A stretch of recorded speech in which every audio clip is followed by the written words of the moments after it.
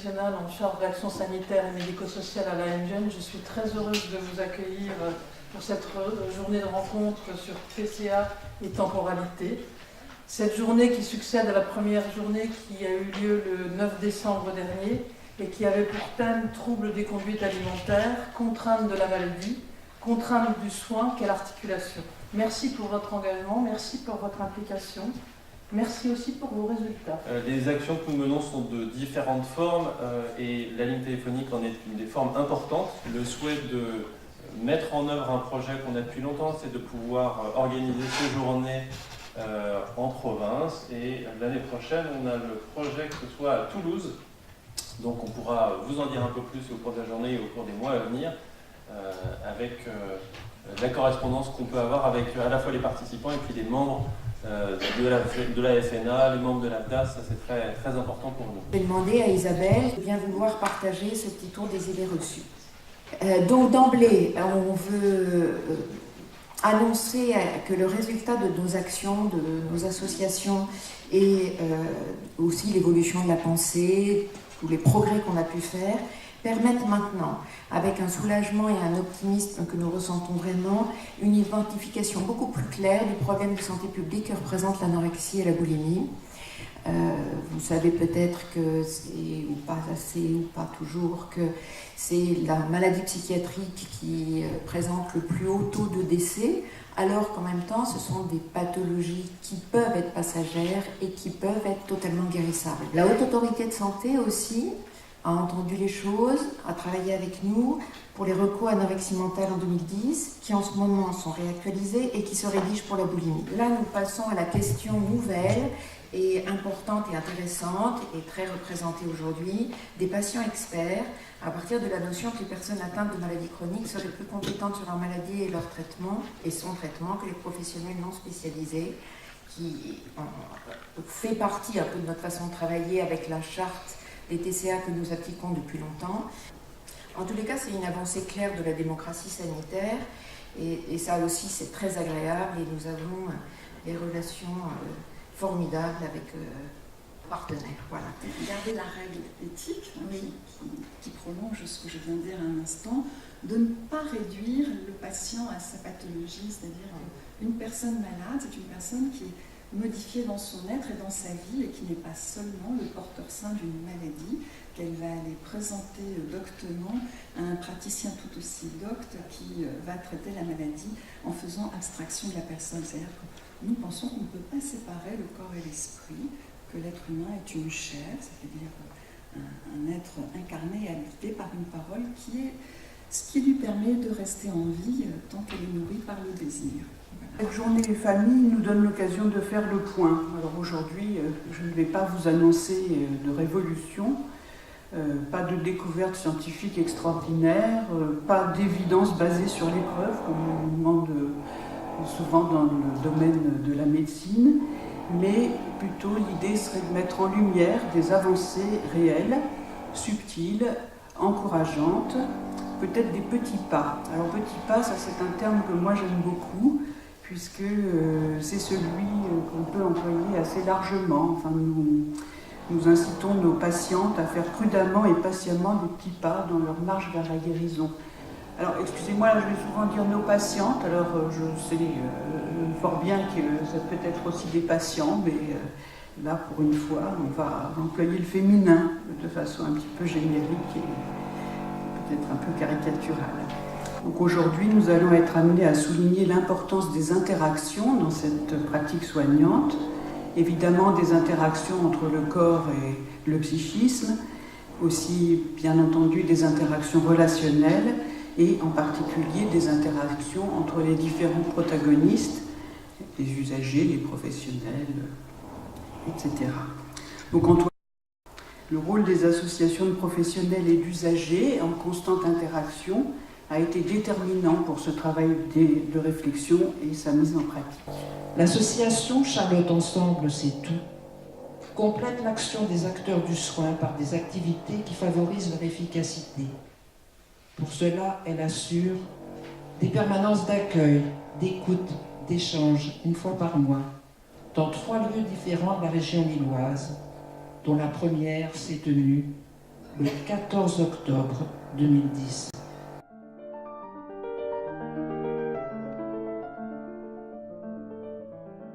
Je m'appelle Marie Mayer. Je remercie la commission des familles de me permettre de témoigner aujourd'hui. Je fais partie de l'association Charlotte Ensemble depuis 3 ans. Alors voilà, je suis la 5e d'une famille, donc 5 enfants, dans aucune histoire, des parents aimants. Et donc à l'âge de 22 ans, mes études, mon diplôme en poche, je suis partie travailler en Outre-mer et j'ai entrepris là-bas un régime. J'avais juste quelques kilos à perdre. Et ce régime, une fois les kilos perdus, mon souci ça a été de ne pas reprendre. Et étant seule, j'ai continué en fait le régime. Et parallèlement, plus je perdais des kilos, plus ça devenait facile. Je n'avais plus faim.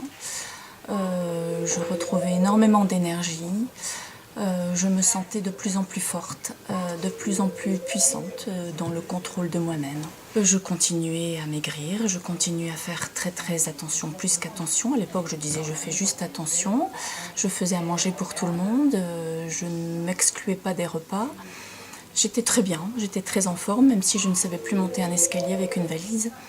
Même si j'avais perdu énormément de force. Et il fallait que je reprenne quelques kilos. Le problème de reprendre quelques kilos et de faire n'importe quoi comme cela, toute seule, c'était la porte ouverte à la boulimie. Et la boulimie, là, ça a été bien pire que l'anorexie, ça a été la descente aux enfers. J'ai fait des bêtises pour pouvoir avoir de la nourriture, ça a été vraiment une descente aux enfers, je dirais vraiment destructeur, mentalement, moralement, physiquement. Donc, il y a 3 ans que j'ai poussé la porte de l'association en disant j'ai envie de témoigner, c'était comme une dernière pierre à l'édifice, pouvoir ne plus être dans un déni, parce qu'à l'époque je ne voulais pas, j'étais pas malade, j'étais très très bien. Et donc accepter de parler de quelque chose que j'avais vécu comme une réalité, et non pas quelque chose comme si j'étais dédoublée, un autre moi-même qui aurait vécu cette situation. Et ça a permis de consolider, je pense, la sophrologie, plus le fait de pouvoir en parler, c'est un tout, ça m'a permis d'être ce que je suis aujourd'hui, et apaisée, et être bien dans la vie, avec une vie sociale, et avec un comportement par rapport à la nourriture qui est complètement réconcilié et sain. Un TCA qui survient dans une famille, c'est une guerre qui s'installe. Bonjour à tous. Je suis donc Élodie. J'ai été malade pendant 12 ans, durant lesquels j'ai vécu 12 hospitalisations. J'ai commencé à être malade vers les 17 ans. Et dès ma première hospitalisation, j'ai très rapidement compris que ce serait long, difficile, pour moi, mais aussi pour mon entourage.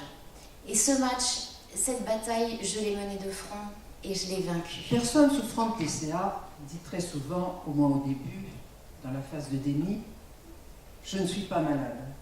Mais elle accepte le mot trouble. Cependant, lorsque l'on indique que les soins sont indispensables, elle rétorque. Mais puisque je ne suis pas malade, pourquoi aurais-je besoin de soins?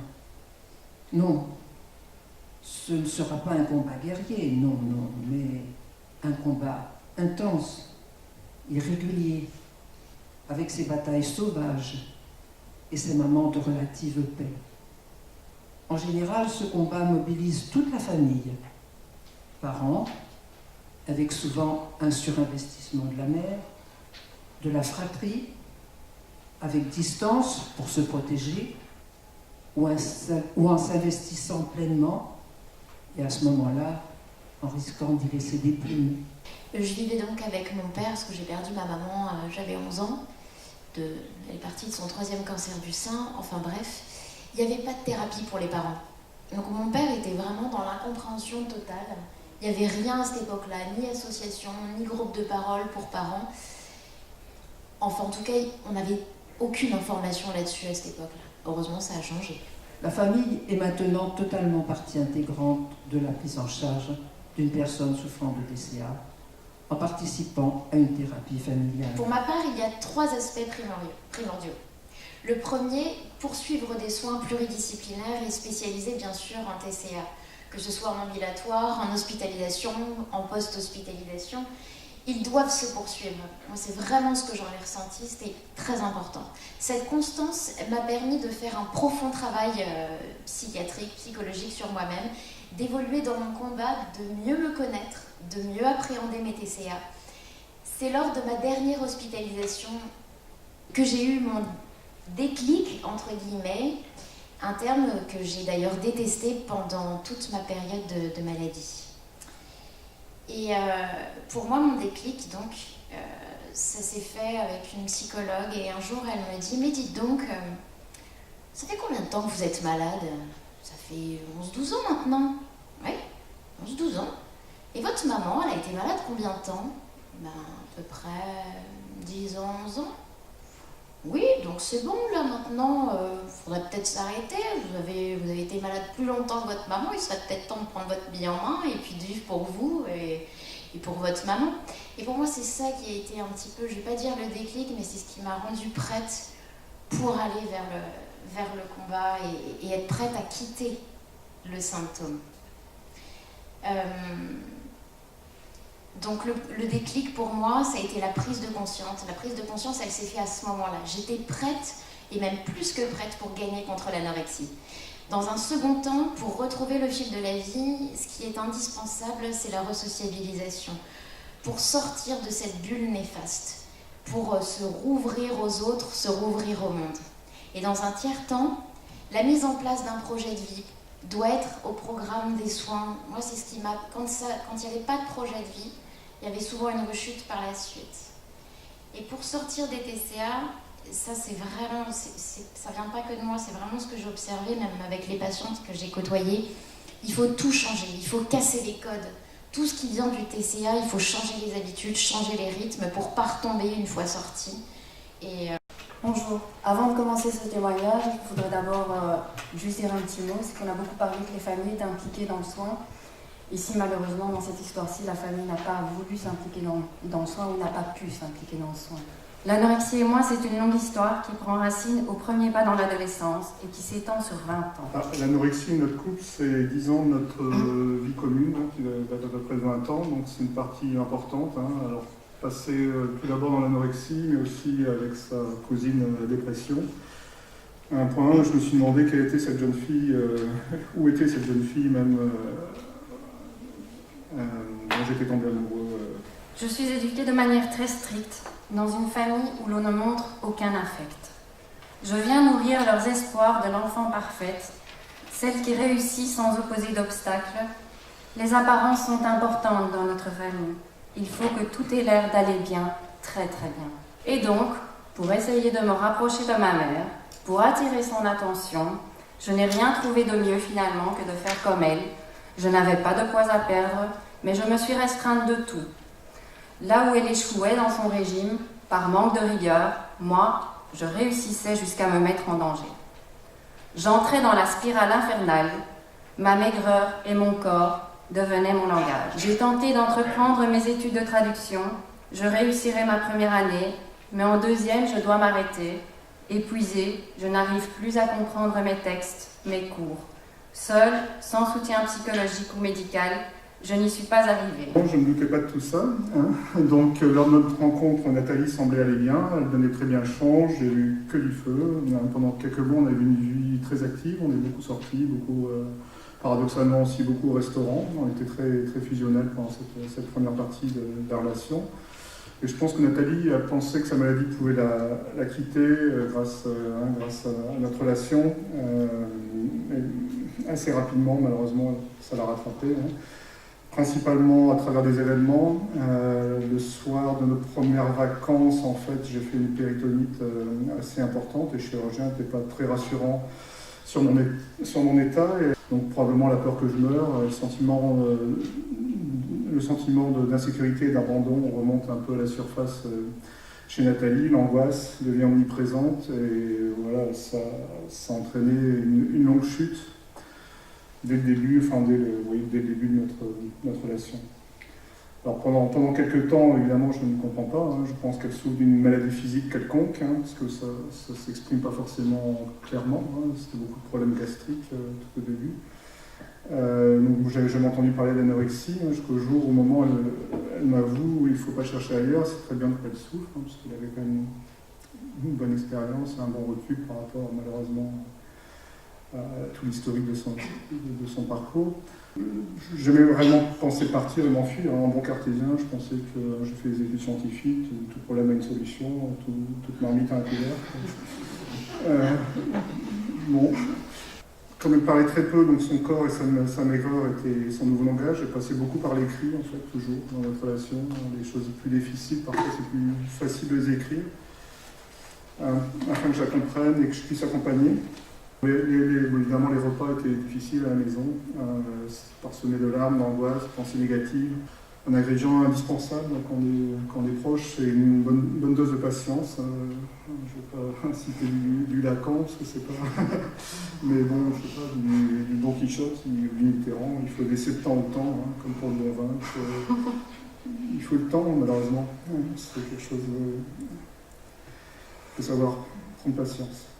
Ces journées sont depuis maintenant 1 an, 2 ans construites en collaboration avec la FNA-TCA et on a beaucoup parlé aujourd'hui des aspects, des actions conjointes et de l'importance de l'intégration des différents acteurs pour le soin. Sur le thème de la temporalité, quand même, de toute façon, on sait bien que ces journées et d'autres actions ont pour vocation à faire progresser les soins dans les TCA. C'est quelque chose qui nous tient très à cœur, mais c'est également quelque chose qui prend du temps. On le sait, les actions auprès des instances publiques prennent du temps pour faire valoir la place des TCA et des soins. Donc ça, à la fois ces journées y contribuent dans l'enrichissement mutuel, et puis par d'autres actions, effectivement, voilà, c'est en chemin, c'est en cours. La construction des centres référents, de l'annuaire, des différents réseaux dans les régions, ce sont toutes des actions qui vont dans ce sens. Pour nous, en tant que professionnels, ça nous demande, comme les patients, de faire preuve de souplesse pour continuer à faire avancer les soins, affronter nos peurs. On parlait tout à l'heure, la réflexion émergeait de la place des témoignages de patients. Peut-être qu'à certains moments, nous sommes trop frileux et que nous allons continuer à y réfléchir. Ensemble, on est un peu une mosaïque et que c'est aussi ça qui va permettre de faire avancer toute cette question des soins. Enfin, je remercierai toutes les personnes, je les remercie au nom de la commission famille. Je suis que la tête de gondole de la commission famille, mais il y a beaucoup de personnes derrière qui œuvrent pour que ces journées soient possibles. On le rappelait ce matin, elles existent depuis longtemps et elles sont une partie assez vivante des actions de la FCA, la FFAV maintenant. Remercier tous les participants qui sont venus, et certains, il y en a qui viennent évidemment pas de Paris ou de la région parisienne, donc les remercier pour les efforts, pour le déplacement. Remercier les personnes qui ont témoigné, effectivement ça a été dit tout à l'heure, c'est très touchant et en même temps que très enrichissant. Ça demande beaucoup de générosité, de courage, d'humilité, et ça, vraiment, on est très reconnaissant de tout ça. Enfin, comme pour terminer, je vous parlais de la prochaine journée famille, le 22 juin 2018, et ça aura lieu à Toulouse. Je parlais ce matin rapidement du souhait qu'on avait de réorganiser les choses à d'autres lieux que Paris, et donc ce sera à Toulouse et ce sera l'opportunité de célébrer le 15e anniversaire de l'ABMP, l'association Anorexie Boulimie Midi-Pyrénées, qui fêtera son 15e anniversaire à cette occasion-là, donc vous pouvez d'ores et déjà retenir cette date.